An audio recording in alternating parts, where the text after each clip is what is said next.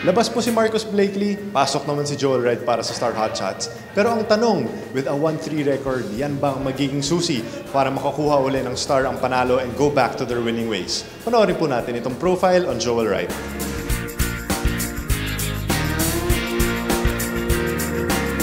Joel, the Star Hotshots, they're a team that's you've been struggling so far this conference, a 1-3 slate. You come in, and obviously a lot of things are expected from a player of your caliber. Do you embrace that pressure? Is that something you're worried about, or are you just going out there and playing? Yes, I've been pressured all my life. I mean, this is basketball. This is a game I love. This is what I go out here and do every day. This is how I play every day. I practice every day for moments like this. So I embrace the pressure. I embrace the challenge. I embrace it all. I never shy away from pressure or challenge.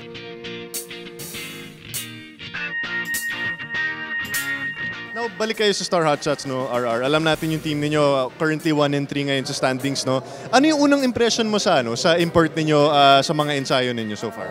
Sa unang nakasabay ko sa practice, okay naman siya. Parang siya, athletic siya. Sana makatulong siya sa amin sa unang panalo niya. Kasi ilang straight namin puro talo, kaya kailangan din namin manalo.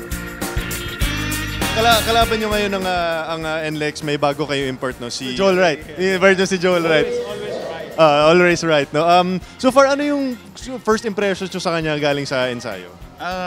Sobrang energetic siya, no? Sobrang energy niya, sobrang kingkoy, sobrang nagpapatawa. And binubuhay niya rin yung team. Like Marcos, talagang sinisigawan yung ibang teammate ko na, let's go, let's go, let's go. Kung gano'n. So, ayaw niya yung practice na parang pabagal-bagal ka. Yung style of play ba niya din parang si Marcus din na very energetic, very attack same. Pero mamaya natin malalaman niya kung ano talaga yung tunay na laro niya. Pero kailangan suportahan din namin siya eh. Sabi nga nila boss sa kanya, maging confident ka sa sarili mo, gawin mo lang yung trabaho mo. Kumbaga, wag mong suotin yung sapatos ni Marcos. Kumbaga, suotin mo kung ano yung sapatos mo. May ibig sabihin si boss noon eh. Pero ang ibig niyang sabihin doon, mag-enjoy ka sa team na to. Laruin mo kung ano yung laro mo lang. Wag mo nang lalagpasan doon. Ano pinag-usapan nyo na kailangan yung gawin para makuha yung panalo dito against NLEX? Siyempre, una-una yung depensa namin. Kasi yun talaga yung pagkukulang sa amin na kailangan dumipensa kami lahat. Kasi pag puro offense lang kami, wala rin mangyayari sa team namin. Kaya yun, siguro gawin namin yung game plan na papagawa sa amin ni Coach Jason. Number 1 talaga, yun lang masasabi ko, defense. Yun lang, defense. Okay, plain and simple. Mark, maraming salamat.